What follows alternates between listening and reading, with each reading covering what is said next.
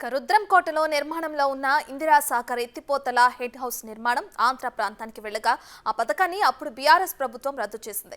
మరోవైపు ఇందిరా సాగర్ ఎత్తిపోతల పథకం కోసం విడుదల చేసిన 1064 కోట్లను నిర్వీర్యం చేసింది. రాజు ఎత్తిపోతల పథకాన్ని సైతం రద్దు చేసింది. మరో 1300 కోట్లు ఖర్చు చేస్తే 2 పథకాలు అందుబాటులోకి వచ్చేవి. ఇప్పటి వరకు ఖర్చు చేసిన 1895 కోట్లు ప్రజాధనం వృధా అయింది. దుమ్ముగూడెంలోని రాజీవ్ సాగర్ ఎత్తిపోతల పథకం పేరును సీతారామ ప్రాజెక్టుగా మార్చింది గత బీఆర్ఎస్ సర్కార్. 7 లక్షల ఎకరాలకు సాగునీరు అందించాలనే ఉద్దేశంతో ప్రాజెక్టు అంచనాను 25,000 కోట్లకు పెంచారు. భద్రాద్రి కొత్తగూడెం, ఖమ్మం, మహబూబాబాద్ జిల్లాల్లో 4 పంప్ హౌస్లను నిర్మించాలని నిర్ణయించారు. 2016లో సీతారామ ప్రాజెక్టు పేరుతో మాజీ సీఎం కేసీఆర్ శంకుస్థాపన చేశారు.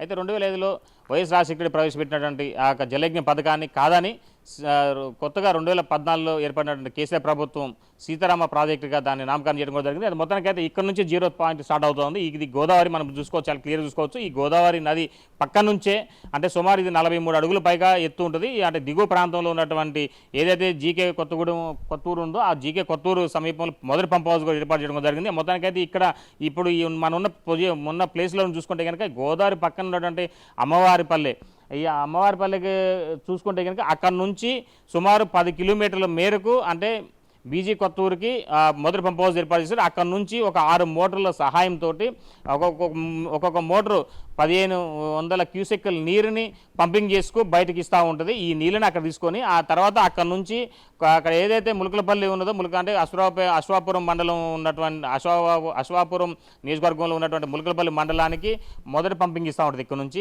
మరోవైపు ఇల్లు దగ్గర ఉన్న టేకులపల్లి వైపు, మరోవైపు పాలేరు వైపు, మరోవైపు అట్లా మొత్తం 4 పంప్ హౌస్లు ఏర్పాటు చేశారు. ఆ పంప్ హౌస్లకి ప్రధానంగా ఉన్నటువంటి మెయిన్ పాయింటే ఈ గోదావరి మొదటి పాయింట్. ఇక్కడ 0 పాయింట్ నుంచి మొదలుకొని సుమారు దీనికి కోట్లాది రూపాయల నిధులు వెచ్చించారు. కానీ ఇంతవరకు పురోగతి అయితే లేదని చెప్పుకోవచ్చు. 9 సంవత్సరాల పైగా సీఎం కేసీఆర్ ప్రభుత్వం గత ప్రభుత్వం చేసినటువంటి పనులు మాత్రం చాలా క్లియర్ విజువల్ చూసుకోవచ్చు.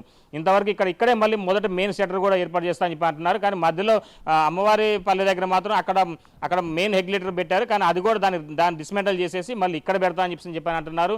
అది కూడా డిస్మెంటల్ చేస్తా అన్నారు. మొత్తానికి అయితే మాత్రం ఇంతవరకు కూడా ఇక్కడ ఎలాంటి ప్రోగ్రెస్ లేకపోవడంతో మరలా ఈ పనులు మొత్తాన్ని కూడా మరలా ఇప్పుడు ప్రారంభించాలని మళ్ళీ తలగమించిన మారంగా ఉంది ఇప్పుడు కాంగ్రెస్ ప్రభుత్వానికి. అయితే మొత్తానికైతే మాత్రం గత ప్రభుత్వం చేసినటువంటి ఆలస్యత్వం, అదేవిధంగా నిధుల దుర్వినియోగం విషయం చూసుకుంటే కనుక ఇప్పటికే మంత్రుల కమిటీ కూడా రివ్యూ సమావేశం ఏర్పాటు చేసింది.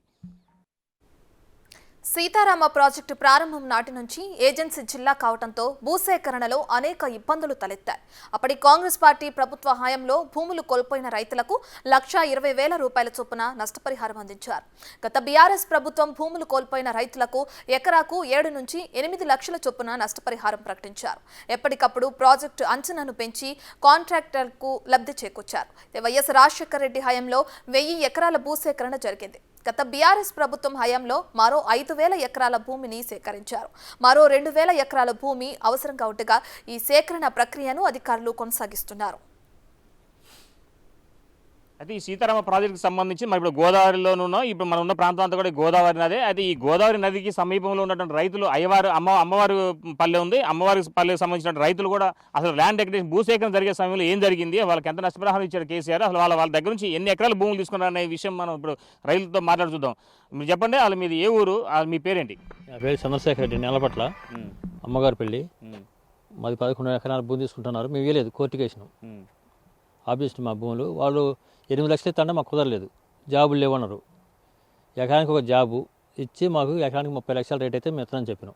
దానివల్ల వాళ్ళు ఏం చేసుకుంటారో చేసుకోమన్నారు. కేసులు అయినాయి, మేము స్ట్రైక్ చేసినాం 230 రోజులు. అక్కడికి ఏ ఎమ్మెల్యే రాలేదు, ఎంపీ రాలేదు, ఎవరు రాలేదు. అన్ని వచ్చాటం చూడటం పోవడం జరిగింది వాళ్ళకి. అదండి. సో మీరు చెప్పండి, అలా ఏం జరిగింది, మీకు ఎంత నష్టపరిహారం ఇచ్చారు ఈ ప్యాకేజ్ కింద, సీతారామ ప్రాజెక్టు కింద మీకు ఎంత భూమి పోయింది? నేను అనగా నాగార్జున నరసింహాచారి, భద్రాద్రి కొత్తగూడెం జిల్లా అశ్వాపురం మండలం అమ్మగారిపల్లి గ్రామం అండి.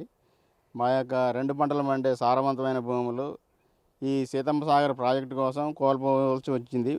భూమి సర్వే చేసే టైంలో రెవెన్యూ వారు, ఇరిగేషన్ వారు అంతా మీకు ఇక్కడ పవర్ ప్లాంట్ 320 మెగావాట్ల విద్యుత్ ప్లాంట్ ఉంది కాబట్టి దాంట్లో మీకు పిల్లలకు ఉద్యోగ అవకాశాలు దొరుకుతాయి కావని మాయమాటలు చెప్పి మా యొక్క భూములు సర్వే చేయించుకొని తర్వాత భూసేకరణ చేశారు.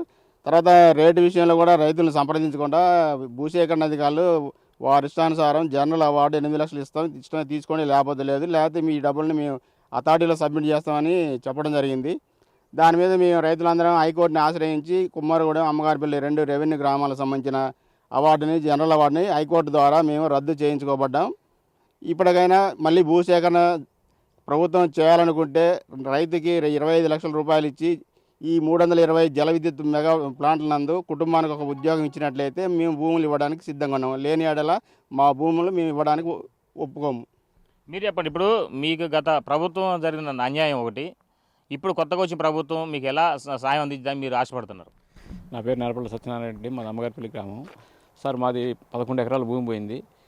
అయితే మాకు 11 ఎకరాల భూమి పోయిందండి. మాకు జనరల్ అవార్డు ప్రకారం 8 లక్షలు ఇస్తామంటే మేము తీసుకోలేదు. హైకోర్టుని ఆశ్రయించినాము. హైకోర్టులో అందులో మేము అవార్డు క్యాన్సిల్ చేసుకోగలిగినాము. అయితే ఇప్పుడు మాకు ఎకరానికి 30 లక్షల రూపాయలు ఇస్తూ ఇంటికి ఒక ఉద్యోగం ఇస్తే మా భూమిని రిటర్న్స్ ఇద్దాం, లేకుంటే మా భూములు మేము ఇవ్వమండి. ఒక రైతు ఉన్నారు, మనం మాట్లాడి చూద్దాం అసలు ఏం జరిగింది. మీరు ఈ ఊరికి కొద్దిగా పెద్ద మనిషిగా ఉన్నారు, ఈ చాలా వరకు ఈ సమస్యల మీద కూడా మీరు పోరాడిన దాఖలు ఉండే. అయితే దీనికి సంబంధించి చూసుకుంటే అసలు ఎలా జరిగింది, గత ప్రభుత్వం మీద జరిగిన అన్యాయం ఏంది, ఇప్పుడు జరుగుతున్నటువంటి మీరు ఏమని ఆశిస్తున్నారు?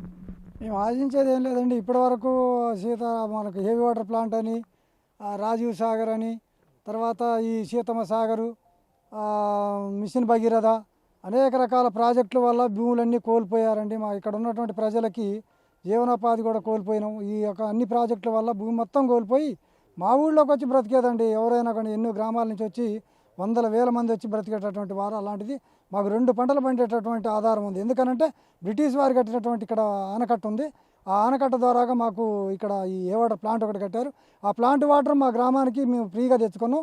ఎలాంటి కరెంటు బిల్లు కానీ ఏది లేకుండా, ఎలాంటి పైసా ఖర్చు లేకుండా మేము అది అందరూ శ్రమదానంతో కాలువ తెచ్చుకొని పండించుకుంటున్నటువంటి భూములు పూర్తిగా కోల్పోయినా కూడా మాకు ఏమైనా మార్కెట్ అన్న కొంచెం మంచిగా ఇచ్చి మమ్మల్ని ఆదుకుంటారేమని గవర్నమెంట్ని చూసినాం. కానీ గవర్నమెంటు ఆ మహిళలు కూడా 290 రోజులు దగ్గర నిరాహార దీక్ష చేసినా కానీ ఈ పోయిన గవర్నమెంట్లో ఏం జరగలేదండి.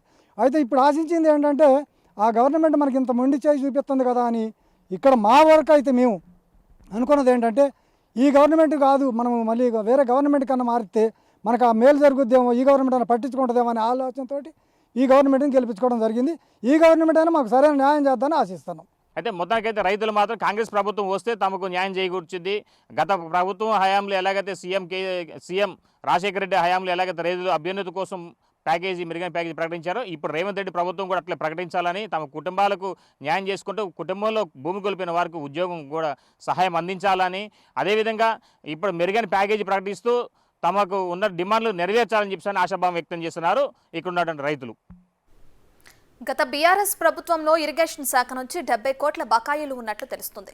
రైల్వే లైన్లు రైతులకు అందించాల్సిన నష్టపరిహారంలో జాప్యం కారణంగా ఇప్పటికీ ప్రాజెక్టు నుంచి చుక్క నీరు కూడా ప్రజలకు అందలేదు.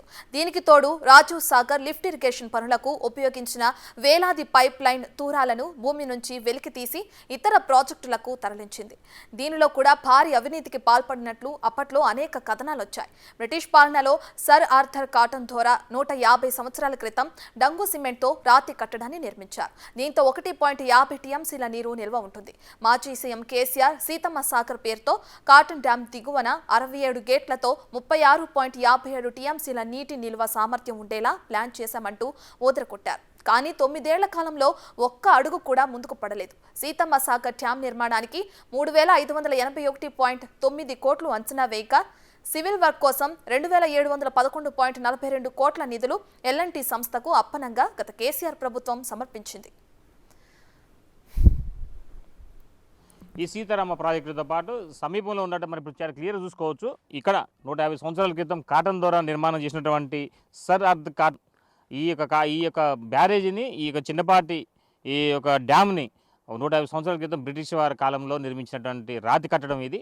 దీనికి సుమారు 150 సంవత్సరాలు అయినా సరే చెక్కు చేరినటువంటి డ్యాము పరిసరాల సమీపంలోనే కూతవేడు దూరంలో ఉంది. అంటే దీనికి ఇప్పటికే 1.5 టీఎంసీలు నీరు స్టోరేజ్ ఉండే విధంగా అప్పట్లోనే అంటే 150 సంవత్సరాల క్రితమే ఆయన భవిష్యత్తు అవసరాల దృష్ట్యా దీన్ని నిర్మాణం చేయడం కూడా జరిగింది. అయితే ఇప్పుడు కొత్తగా బీఆర్ఎస్ ప్రభుత్వం వచ్చిన తర్వాత దీని సమీపంలోనే సీతమ్మ సాగర్ పేరుతోటి సుమారు ఇక్కడ ఒక బేసిన్ తయారు చేసే విధంగా ఒక ప్లాన్ చేసుకొని సుమారు 3,481 కోట్ల పైగా నిధులు కేటాయించి ఈ యొక్క బ్యారేజీ నిర్మాణానికి శ్రీకారం చుట్టారు. అయితే దీంట్లో ఎల్ఎన్టీ సంస్థకు సుమారు 2020లోనే సెప్టెంబర్న ఒక 2,711 కోట్ల పైగా నిధులు కేటాయించడం కూడా జరిగింది.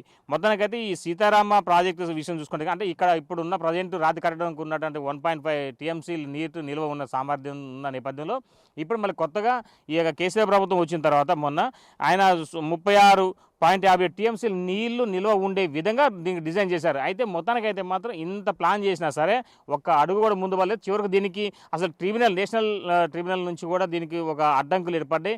మొత్తానికైతే అక్కడ ఉన్నటువంటి ట్రైబ్స్ కావచ్చు, ఇక్కడ ఉన్నటువంటి పలు ప్రజా సంఘాల నేతలు కావచ్చు, అసలు దీన్ని ఎందుకోసం కడుతున్నారు, ఎవరి కోసం కడుతున్నారు అని చెప్పి అని చివరికి మెడ్రాస్ న్యాయస్థానాన్ని కూడా ఆశించిన పరిస్థితి నెలకొంది. అయితే ఇది ఇలా ఉంటే మొత్తానికైతే ఈ యొక్క ప్రాజెక్టు విషయం చూసుకుంటే కనుక అంటే సుమారు ఈ యొక్క అంటే ఇప్పుడు అక్కడ ఉన్నటువంటి సుందేల కావచ్చు, అన్నారం కావచ్చు, మేడిగడ్డ ఈ ప్రాజెక్టు 3 కలిపితేనే ఇక సీతమ్మ సాగర్కి సంబంధించినటువంటి బ్యారేజ్ బేసిన్ లెక్క తయారు చేస్తున్నారు.